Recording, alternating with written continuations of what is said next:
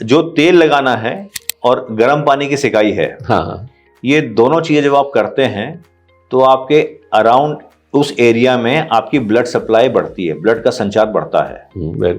जो आपके pen producing agents होते हैं वो एक जगह जब इकट्ठा हो जाते हैं तब पेन प्रोड्यूस होता है। तो अगर ब्लड का संचार बढ़ेगा तो वो जो पेन प्रोड्यूसिंग एजेंट्स हैं वो ब्लड के थ्रू में चली जाएंगी, डिसॉल्व हो जाएंगी। मतलब हम लोग को प्रोटीन भी लेनी है, एक्सरसाइज भी करनी है, और पानी का 2-2.5 kg का 2-2.5 लीटर का वो 2 लीटर का अगर ले लें तो मेरे को लगता है कि हम काफी कुछ अपने को और पूरे शरीर को ढक कर रखने का। जी 2 चीजें अगर इतनी 4 चीजें अगर हम कर लें तो प्रिकॉशनरी हम अपने को सेव कर सकते हैं। गुड मॉर्निंग एवरीबॉडी, मेरा नाम डॉक्टर सौरभ शुक्ला है। मैं मेदांता हॉस्पिटल लखनऊ में डायरेक्टर हूँ ऑर्थोपेडिक्स में और रोबोटिक जॉइंट रिप्लेसमेंट सर्जरी में।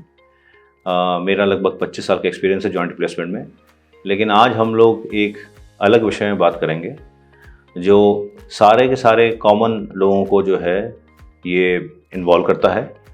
हमारे साथ हमारे स्टूडियो में डिस्टिंग्विश्ड गेस्ट हैं mister Atul Dubey, who is a CA by profession.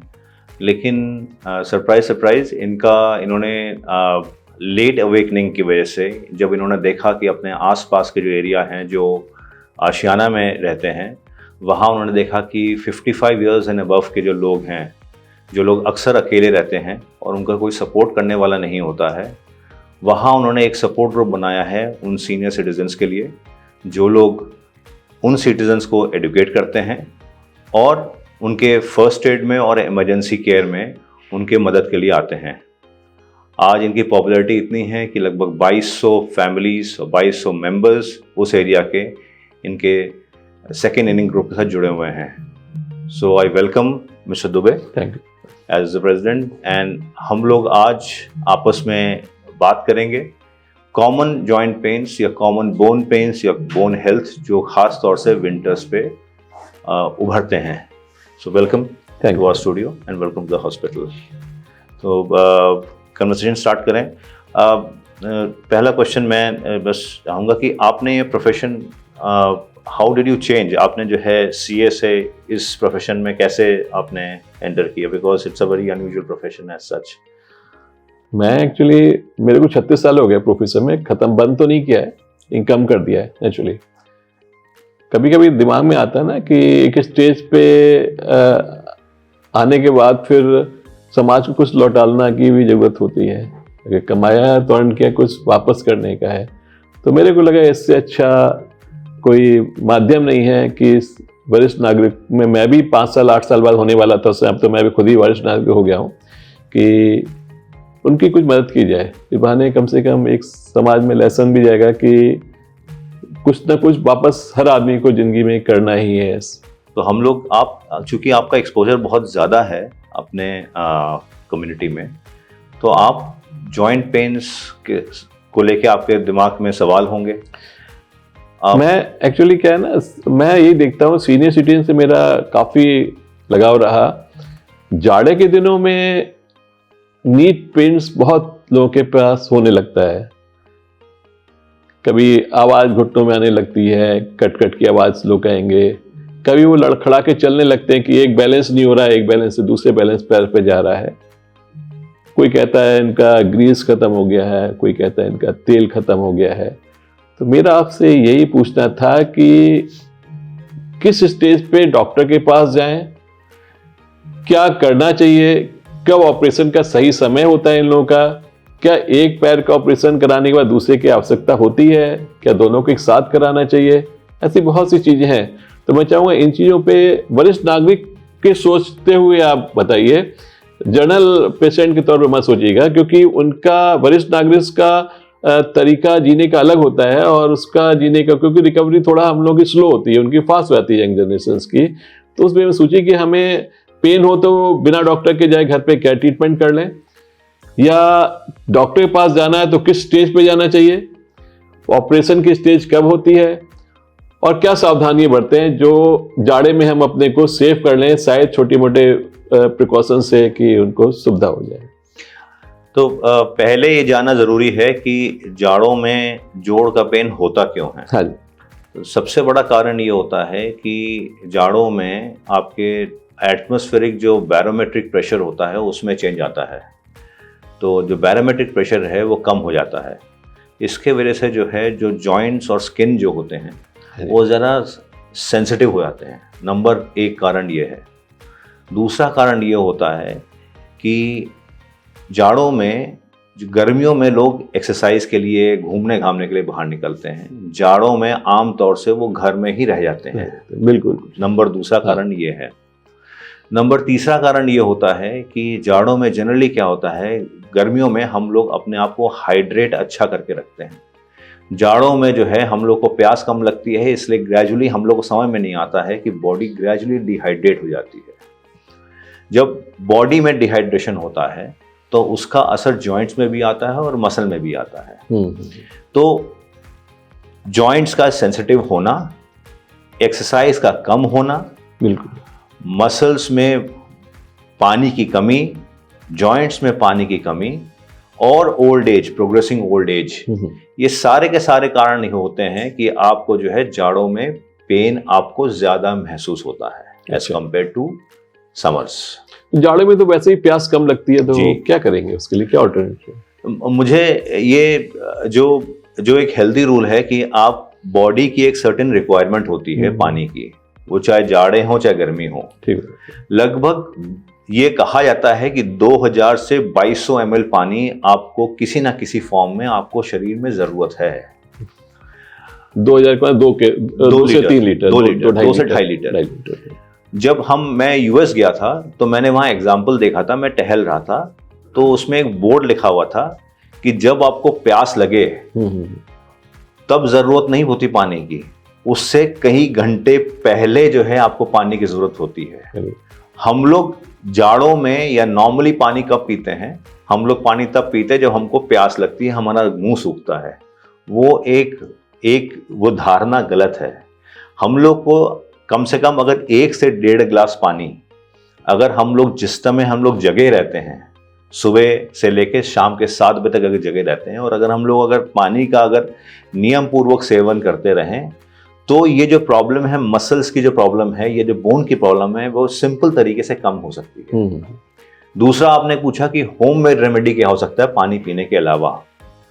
तो सबसे बड़ी बात कि आप चाहे सर्दी हो, चाहे गर्मी हो, चाहे बरसात हो, आपको अपने मसल्स को और बोन को मजबूत करने के लिए एक्सरसाइज किसी ना किसी फॉर्म में करना ही चाहिए। एक छोटा सा उदाहरण देता हूं अपना। मैं मेदांता ज्वाइन किया, पहले मैं टेनिस खेलता था, अब नहीं खेल पाता हूं क्योंकि थोड़ा सा बिजी शेड्यूल है। लेकिन मैं 2nd फ्लोर में जो है मैं ऑपरेट कर रहा था। मैं 10th फ्लोर आया, मैंने यहाँ लिफ्ट नहीं ली, मैं यहाँ स्टेयर्स में आया। तो आपको कोई ना कोई बहाना चाहिए एक्सरसाइज करने का। अगर आप बाहर नहीं निकल पाते हैं तो ट्रेडमिल है, साइकिल है, ये जीने में ऊपर नीचे 2 बार कर लें। हाँ, लेकिन वो मैं थोड़ा कॉशियसली हार्ट पेशेंट के लिए करता हूँ, क्योंकि जीना चढ़ना itself is a this thing. तो हार्ट पेशेंट इसको ना वो करें। लेकिन आप नॉर्मल चीज, आप जो हैं, आप जैसे मैंने कहा साइकिलिंग कर सकते हैं, आप एक डंबल ले सकते हैं आधा 1 किलो का घर में, कुछ एक्सरसाइज करें, कुछ ना कुछ एक्सरसाइज करना जरूरी है। एक्सरसाइज करें, पानी पीना अति आवश्यक है। हाँ, ये कहने का। तीसरा जो इंपॉर्टेंट चीज है, आपको प्रोटीन रिच फूड खाना चाहिए। प्रोटीन रिच फूड वेजिटेरियंस में और नॉन वेजिटेरियंस में अलग अलग होता है। नॉन वेजिटेरियन हमें पता है कि एनिमल फूड होता है, एग्स ले सकते हैं, आप मीट ले सकते हैं, चिकन फिश ले सकते हैं। आपके जो है वेजिटेरियंस में आप पनीर ले सकते हैं, दही ले सकते हैं, ब्रोकलीज आती हैं, बादाम ले सकते हैं। और अगर जो लोग डायबिटिक नहीं हैं, उनके लिए जो वे प्रोटीन या अच्छी क्वालिटी के प्रोटीन पाउडर भी मिलते हैं। हमारी जो है नॉर्मल जो है प्रोटीन इंटेक होती है 1 ग्राम पर केजी, ये डाइटरी रिक्वायरमेंट है। और हमारे अनफॉर्चुनेटली हमारे इंडियन फूड में चूंकि 60-70% वेजिटेरियन है, हमारी जो बल्क जो फूड होती है वो 80-90% जो है कार्ब होती है, कार्बोहाइड्रेट होती है। प्रोटीन की रिक्वायरमेंट क्यों है? क्योंकि प्रोटीन मसल और बोन में अधिकतर मात्रा प्रोटीन की होती है। तो जो हम लोग प्रोटीन खाएंगे वही बिल्डिंग ब्लॉक्स होते हैं मसल और बोन के लिए। तो इसीलिए अगर ये सिंपल चीजें करें, हाइड्रेट रखें, प्रोटीन कंटेंट अपना रीजनेबल रखें, अपने वेट को ना बढ़ने दें, एक्सरसाइज नियम पूर्वक करते रहें, ये अगर 4 चीजें करेंगे, और गर्म सर्दियों में अपने आप को ढक के रखें, अगर ये 4-5 चीजें करेंगे तो 60, 70 to 80% लोगों को इसके अलावा और कुछ करने की जरूरत नहीं है। प्रोटीन ज्यादा लेने से कहीं प्रोटीन तो नहीं बढ़ जाता है? जैसे भ्रांति है कि प्रोटीन बढ़ गया है, यूरिक एसिड बढ़ रहा है। हाँ, जो यूरिक एसिड का बढ़ना है उसके 2 कारण होते हैं। नंबर 1 कारण ये होता है जिनके अंदर जेनेटिकल डिसऑर्डर होता है कि वो प्रोटीन को जो है पूरा एब्जॉर्ब नहीं कर पाते हैं और प्रोटीन को गलत अलग अलग अलग फॉर्म में बना देते हैं, लेकिन उनकी मात्रा बहुत कम होती है। जो मेजॉरिटी लोग होते हैं जिनका यूरिक एसिड बढ़ता है वो लाइफस्टाइल डिसऑर्डर की वजह से बढ़ता है। जैसे कि कोई अगर डायबिटिक है तो उसमें यूरिक एसिड बढ़ेगा, या अगर कोई बेसिकली ओबीज है, मॉर्बिड ओबेसिटी है, बहुत मोटापा है, तो उसमें यूरिक एसिड बढ़ेगा। हमको ये देखना है कि protein as such uric acid नहीं बढ़ाता है।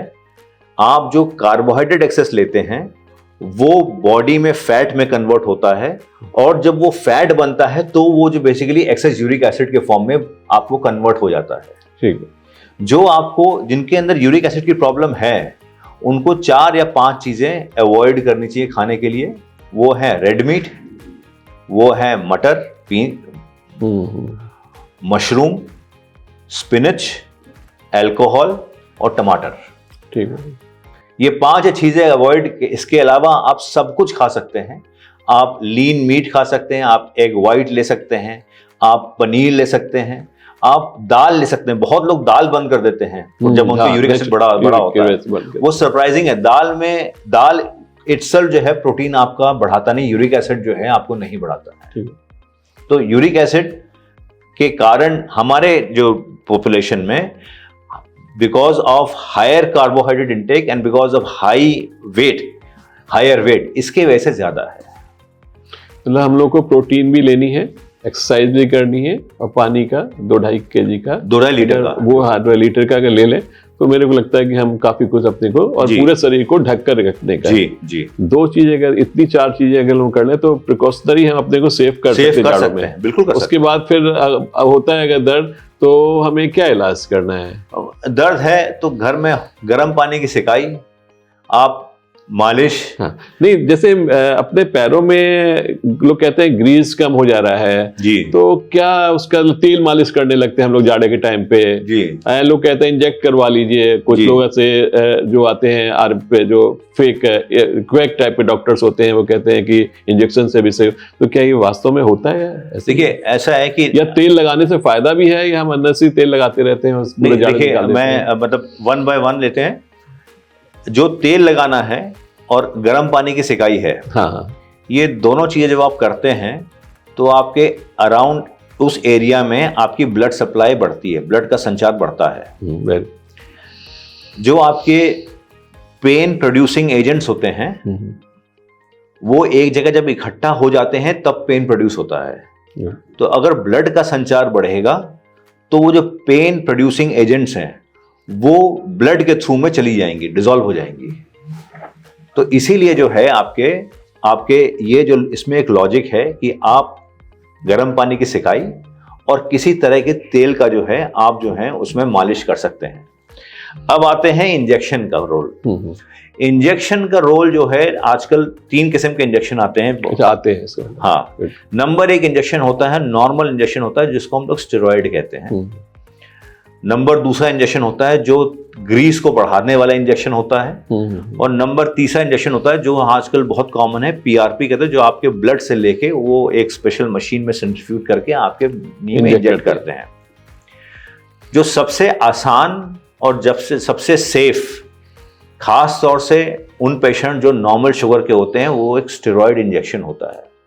लोग स्टेरॉइड इंजेक्शन के नाम से जो है ना परेशान हो जाते हैं कि उसमें स्टेरॉइड इंजेक्ट ना कर दें। जब आप स्टेरॉइड खाते हैं तो वो स्टेरॉइड आपके ब्लड सर्कुलेशन के थ्रू में जाके मल्टीपल ऑर्गन्स तक पहुंचता है। रिपीटेड लगातार स्टेरॉइड खाना नुकसान है, लेकिन अगर आपको साल में या 1 साल में 2 बार अगर स्टेरॉइड इंजेक्शन अगर ढंग से लगाए, अगर सेफ स्टेराइल कंडीशन में लगाते हैं और उससे आपको पेन रिलीफ होता है तो वो नुकसानदायक नहीं। साइड इफेक्ट कम है उसके। हाँ, नहीं है, साइड इफेक्ट नहीं है, ना के बराबर है। नंबर 2, जो आप ग्रीस बढ़ाने वाली बात करते हैं, ग्रीस बढ़ाने वाले एजेंट्स इफेक्टिव मैक्सिमम 8 हफ्ते से लेके 12 हफ्ते तक होते हैं, यानी कि 2 से 3 महीने तक होते हैं। उनका नुकसान ये होता है कि एक तो वो बहुत एक्सपेंसिव होते हैं और दूसरा उनका असर टेम्पोररी होता है, नंबर 2, और उनका साइड इफेक्ट उतना ही होता है जितना आप स्टेरॉइड को लगाने में लगाते हैं। तो स्टेरॉइड सस्ता, हाईली जो ग्रीस वाला महंगा, और तीसरा आता है पीआरपी, जो आपके ब्लड से निकाल के उसको सेंट्रीफ्यूज करके लगाते हैं। उस इंजेक्शन की कुछ जगह वैल्यू है जो बहुत अर्ली आर्थराइटिस के लोग हैं, जिनको अगर पेन होता है और जो बहुत अर्ली स्टेज में और कुछ नहीं कर सकते हैं, उसमें कुछ एड ऑन एक्स्ट्रा करना हो, उनमें वो इंजेक्शन ट्राई कर सकते हैं। लेकिन एक चीज जो बहुत बड़ी धारणा है लोगों के मन में कि अगर इंजेक्शन लगाएंगे तो परमानेंट इलाज हो जाएगा, वो धारणा गलत है। इंजेक्शन एक ब्लाइंड प्रोसीजर है। बहुत लोगों का इंजेक्शन लगाने से 2, 3, 4 साल काम चल जाता है, बहुत लोगों का इंजेक्शन लगाने से 6 हफ्ते के बाद काम नहीं आता है। तो हम लोग लगा सकते हैं अगर हमको पता हो कि उनके प्रोज एंड कॉन्स क्या हैं, और अपने एक्सपेक्टेशंस उतने ही आपको लिमिटेड करके चलना चाहिए। स्टेरॉइड वाला आपके हिसाब से सेफ है कि साल में 1-2 बार अगर लगाने से किस एज तक ये ठीक रहते हैं लगवाना है? इनफैक्ट अगर बहुत यंग हो तो हम लगा सकते हैं, और बहुत एल्डरली हो, 85-90 ईयर से कोई अगर आए, बाबूजी आए, और अगर उनको बहुत खराब नी है और किसी वजह से हम उनको सर्जिकली ट्रीट नहीं कर सकते हैं, स्टेरॉइड लगा तो हम स्टेरॉइड लगा सकते हैं, सेफली लगा सकते हैं। मतलब 50-55 के बाद या तो परमानेंट कोई इलाज करें, या फिर उससे अर्ली स्टेरॉइड यूज कर सकते हैं, या 80 के बाद यूज करना चाहिए। उसके बीच के स्पैन ऑफ टाइम में हमें उसका इस्तेमाल नहीं करना है, ये कहने का। जी जी जी जी। अर्थराइटिस से भी जाड़ों में बढ़ जाता है लगता है। जी जी जी। उसके भी प्रिकॉशन यही है? प्रिकॉशन यही है, बस ये है कि एक सवाल आपने और पूछा था कि जो तेल है वो ग्रीस है, वो कम ज्यादा तो नहीं होता, जो कम हो जाता है वो क्या कारण होता है? नहीं, कट की आवाज भी आती है, उनको कोई दिक्कत नहीं, लेकिन आवाज कट की आती है, तो कहते हैं प्रॉब्लम कोई भी नहीं है, लेकिन जोड़ों में आवाज आती है, तो वो क्यों आती है? ये सब जो जोड़ों में आवाज आती है वो एक एज के बाद इसलिए आती है, 2 कारण की वजह से आती है। नंबर 1 कारण ये होता है, जब यंग एज में भी कट की आवाज आती है, वो तब होता है जब मांसपेशियां जब आपस में रब करें और थोड़ा सा फ्लूइड प्रेजेंट हो, तब वो आवाज आती है यंग एडल्ट में। ठीक बात है। एल्डरली में क्या होता है कि जो आपके हड्डियां होती हैं, हड्डियां के पेरिफेरी में, बाहरी एरिया में आपकी थोड़ी एक्स्ट्रा हड्डियां बनने लगती हैं, वो टकराती होंगी। वो जब टकराती हैं तो वो आवाज आती है। कट की आवाज एज सच खतरनाक या घातक नहीं होती, नहीं है। अगर पेन ना हो, अगर पेशेंट का अगर फंक्शन अच्छा हो, अगर पेशेंट का अगर मसल पावर अच्छा है, तो फिर कट की आवाज को नजरअंदाज करने में ही भलाई है। ठीक, तो ये हमारे हिसाब से हुआ कि हमें 3-4-5 चीजों का अगर हम लोग प्रिकॉशन ले लें तो लाइफ बहुत आसान हो जाएगी। और अगर हम लोग को ऑपरेशन कराना, नी ट्रांसप्लांट की एक पॉइंट और आता है कि नी ट्रांसप्लांट में हमें क्या सावधानी बरतनी चाहिए, कब डॉक्टर के पास आए कि अब ये स्टेज आ गई है, अब डॉक्टर के पास जाके इसका इलाज होना है। और नी ट्रांसप्लांट का 2 पॉइंट उसमें है, एक तो नी ट्रांसप्लांट किस स्टेज पे कराना चाहिए, और क्या दोनों पैरों में एक साथ कराना चाहिए, क्या एक पैर में कराना चाहिए, एक पैर में नहीं कराना चाहिए, या कभी कभी क्या होता है लोगों की चाल में एक लचक आ जाता है, तो वो क्यों आता है, क्या नी की वजह से आता है या किसी और की वजह से? बस इतने पॉइंट्स मैं और क्लियर करना चाहूंगा आपसे, वो प्लीज क्लियर कर। देखिए, मैं पहले ये बता दूं कि नी आर्थराइटिस प्रोग्रेस कैसे करता है। नी ऑस्टियो आर्थराइटिस जो होता है, ऑस्टियो आर्थराइटिस और गठिया बाई, जिसको रूमेटॉइड आर्थराइटिस कहते हैं, 2 अलग अलग चीजें हैं। जो ऑस्टियो आर्थराइटिस जो आप अपने एज ग्रुप में देखते हैं, वो जनरली ऑस्टियो आर्थराइटिस होता है। ऑस्टियो आर्थराइटिस हमेशा एक जॉइंट से स्टार्ट होता है। जब एक जॉइंट बैडली इफेक्ट होने लगता है तो वो दूसरे जॉइंट में आता है, दूसरे नी में आता है। जब दोनों नी खराब होने लगे तो वो कमर में आने लगता है, और उसके बाद फिर वो एंकल तक आता है। तो जो आपके सेकंड क्वेश्चन का जवाब है, वो जवाब यह है कि नी सर्जरी कब करनी चाहिए। इसके 2 हमारे पैरामीटर्स होते हैं। नंबर 1 पैरामीटर होता है, क्या एक पेशेंट उस पैर से अपने डेली एक्टिविटीज और डेली जो लाइफस्टाइल है उसको बिना किसी मेडिकेशन से लीड कर पा रहा है कि नहीं कर पा रहा है। वो नंबर 1 है। दूसरा, क्या ये जो जॉइंट है जो खराब है वो उसी जॉइंट तक सीमित है या इसने ग्रेजुअली दूसरे जॉइंट को अफेक्ट करना स्टार्ट कर दिया है या कमर को जड़ना स्टार्ट कर दिया, नंबर दूसरा पॉइंट। और तीसरा पॉइंट, क्या एक्सरे जो हम लोग देखते हैं नी खराब है, क्या वही चीज एक्सरे मिरर कर रहा है कि नहीं कर रहा है, नंबर 3 पॉइंट। ठीक। तो अगर ये 3 पॉइंट अगर साथ में मिल जाते हैं then the answer is yes, आपको नी रिप्लेसमेंट करवाना चाहिए। ठीक। दूसरा क्वेश्चन है, ये हम कब डिसाइड करें कि दोनों नी एक साथ कराएं या एक नी कराएं, करके छोड़ देना चाहिए। अगर आपके दोनों नी गोल हो गए हैं, अच्छा, कि पेशेंट जब चले तो उसकी डग जैसी चाल हो जाए, एक पे वजन इधर आए उधर आए, इधर आए उधर आए, तो वो नी जो है आपको दोनों रिप्लेस करने पड़ेंगे एट ए टाइम।